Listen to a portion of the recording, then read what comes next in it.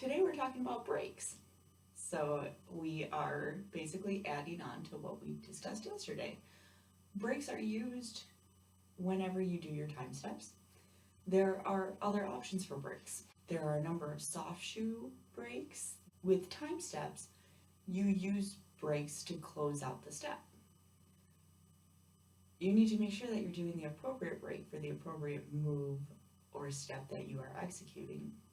So this becomes a family of itself. And you just need to remember what gets paired with what. And this kind of goes back to what we talked about when we were learning about our breaks and our time steps.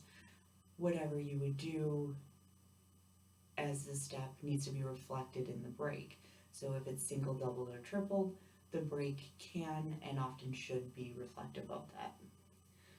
I will see you tomorrow as we talk about your next family.